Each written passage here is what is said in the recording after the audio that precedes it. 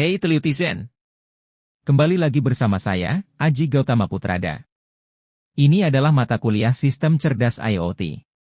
Dalam pertemuan ke-11 ini, kita akan membahas mengenai regression, di mana bagian kedua adalah regresi linear.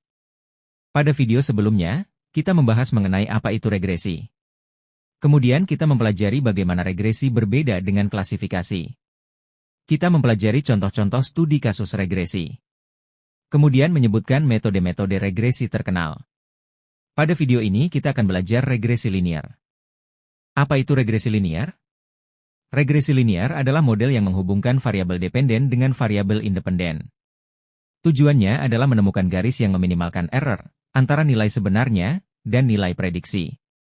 Persamaan regresi linear adalah Y sama dengan Mx plus B, di mana M adalah slope atau kemiringan dan B adalah intercept atau titik di mana garis memotong sumbu Y. Sebenarnya istilah-istilah dalam regresi linear sama seperti dalam metode klasifikasi. Namun istilahnya dibedakan dan disesuaikan dengan metodenya.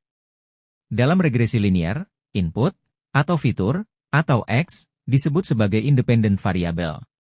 Sedangkan output, atau label, atau target, atau Y, disebut sebagai dependent variable.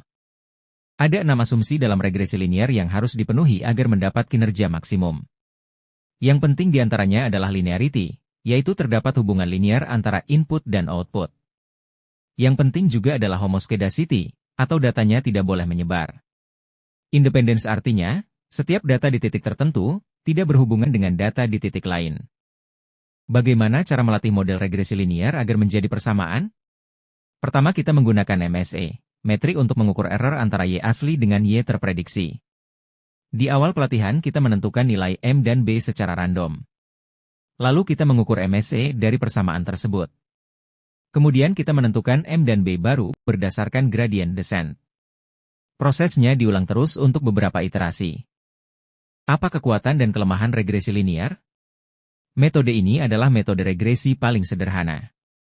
Interpretability tinggi, artinya, menjelaskan hasil prediksi regresi linear adalah hal yang relatif mudah. Jeleknya regresi linear adalah, metode ini tidak cocok untuk data yang hubungannya tidak linear atau kompleks. Itu adalah akhir dari video kedua dalam pertemuan ke-11. Dalam video ini, kita belajar mengenai regresi linear. Kita belajar istilah penting dalam regresi linear dan cara melatihnya. Dalam video berikutnya kita akan mempelajari metode regresi lain.